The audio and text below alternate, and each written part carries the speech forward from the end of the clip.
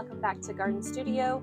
I'm Tessa Pinner, a designer and gardener in upstate South Carolina, Zone 8A. Today's video is all about my favorite garden workwear, with a special category for tall women, as I am a tall woman.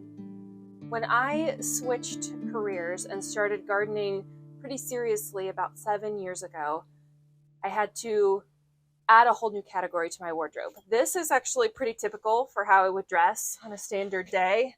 And I've got trousers, a turtleneck, a blazer, some boots, dressy boots, and I could garden in this, but it's not ideal.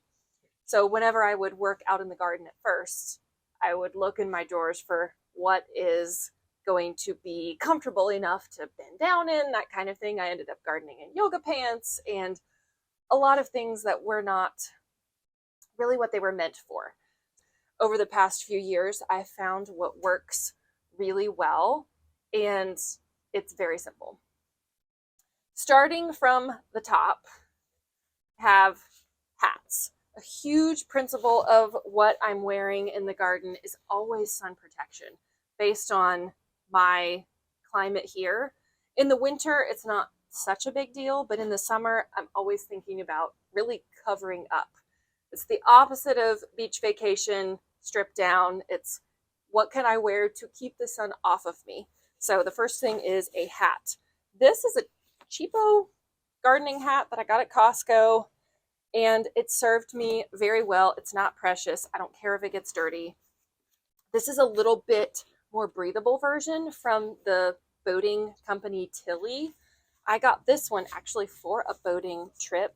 It's still a very similar look. I wanted the brim to keep the sun off, but then less heat up here. And that's what I got with this Tilly. Occasionally I'll wear a ball cap, but usually it's a wide brim hat for me. The next item of business is the top half. In the winter, outfit du jour is all about layers. So something warm and cozy on the bottom, probably followed by a flannel of some kind, and then another layer, maybe an outer jacket. I have a couple of options.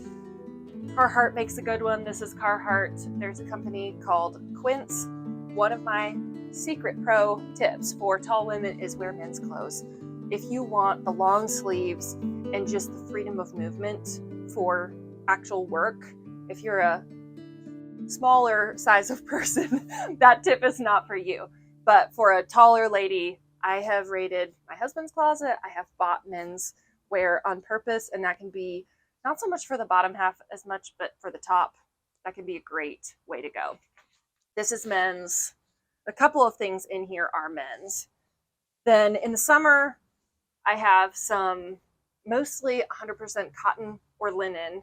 I did get a more sporty, I think this one is Columbia, that's supposed to wick everything off. I'm looking forward to trying that. I might buy more of this.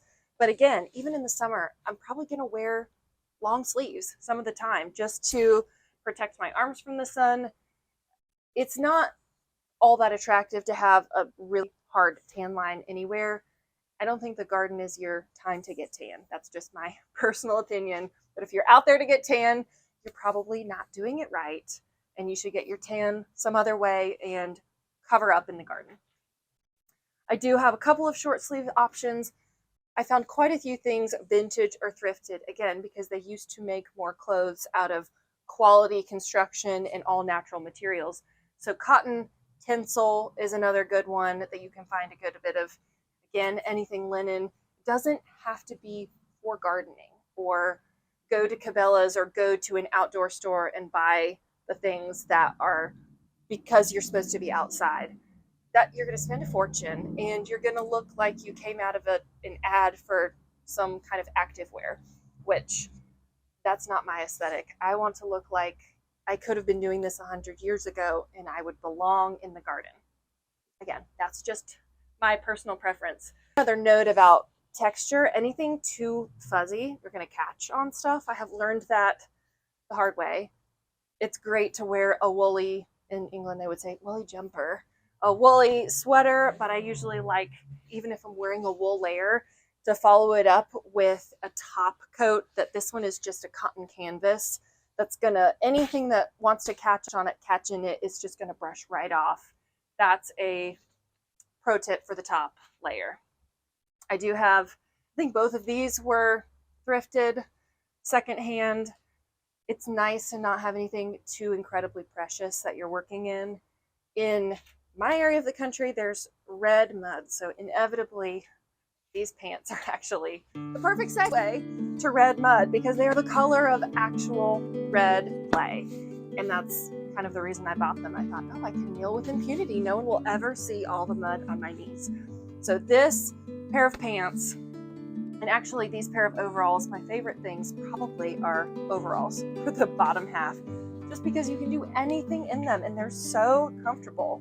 It's like you have no conscience at all in an overall setting, and you can still look pretty cute, I think.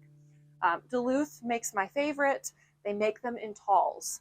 So if you need a longer inseam, Duluth makes tall overalls. Carhartt makes tall overalls, although I have found Carhartts to either run very small or run very big.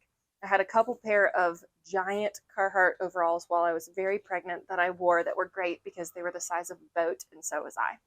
So it worked out well. But Duluth makes a little more womanly tapered cut. I do have this one. I will unfold it like the fashionistas just because it's so great. If you can ever find a kind of full suit that zips up and can go on top of anything else that you're wearing, this one is Carhartt.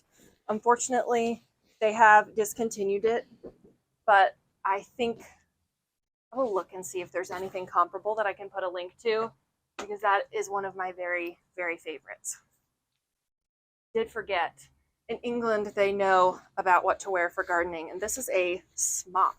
They don't really sell these here, but you can get them from UK companies. This is another of a something that would be that top canvas layer that's not going to catch on anything.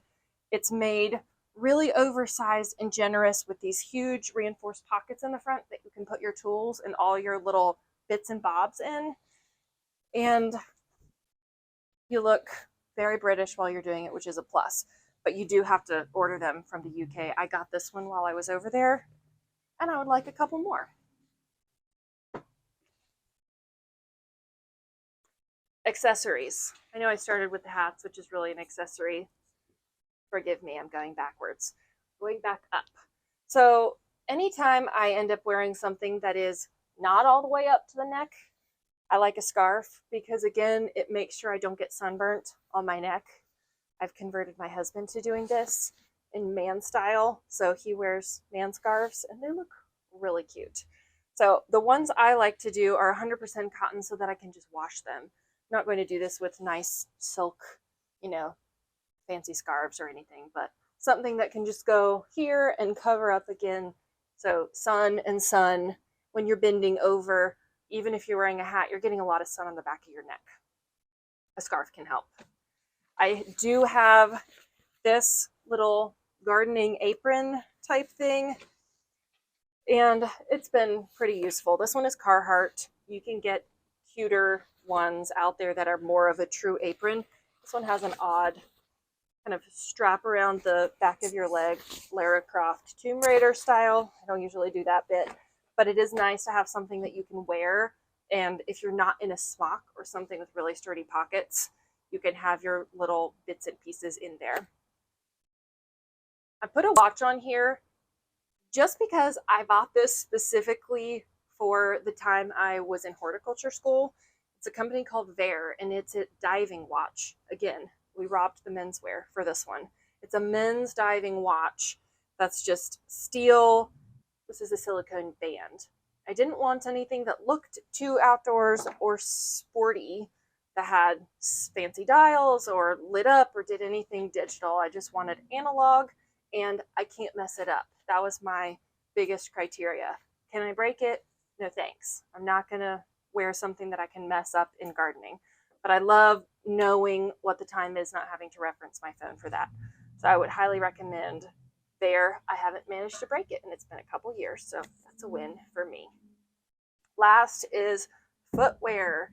I have two categories of boots. The chicken mud muck boot, literally. This one's from a company called Muck.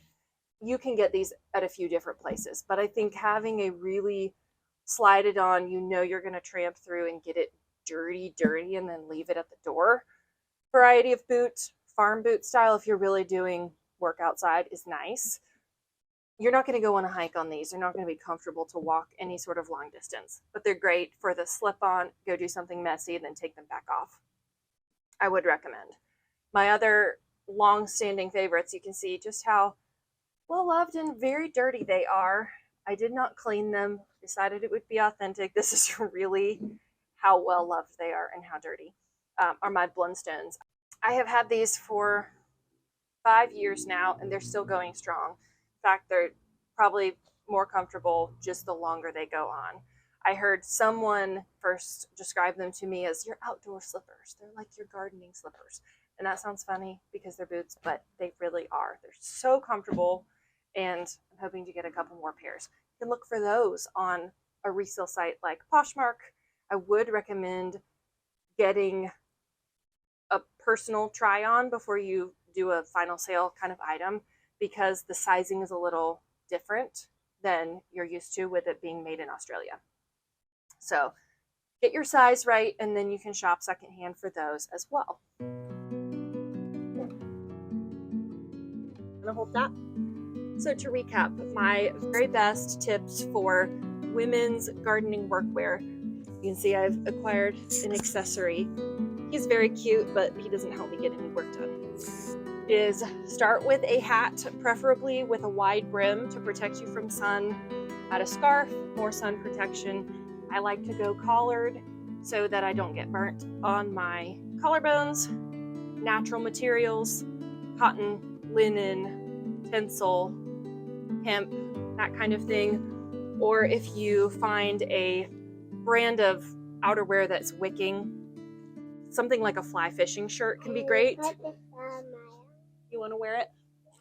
Okay. Here, give me this arm. Ooh, it looks awesome on you. Are you going to be a gardener? Yeah. Yeah, I thought so. My outfit in the summer doesn't look massively different from my outfit in the winter. I might do short sleeves, usually still a collared shirt. I wear overalls a lot of the year, or pants that are made by a company for working outside. I've tried it in jeans that don't stretch very much. Having the specific bottom layer for workwear has been a game changer for me. So Carhartt or Duluth are my two go-tos because they carry talls. Then get yourself gardening apron, a really sturdy pair of muddy gross boots, and go get yourself a pair of Blundstones. They are the best. All right, that's it for today's video. I hope this gives you ideas, maybe a wish list to go shopping for your gardening wardrobe. Have a great week. Mommy, can you put this blue here? Sure, babes. There you go.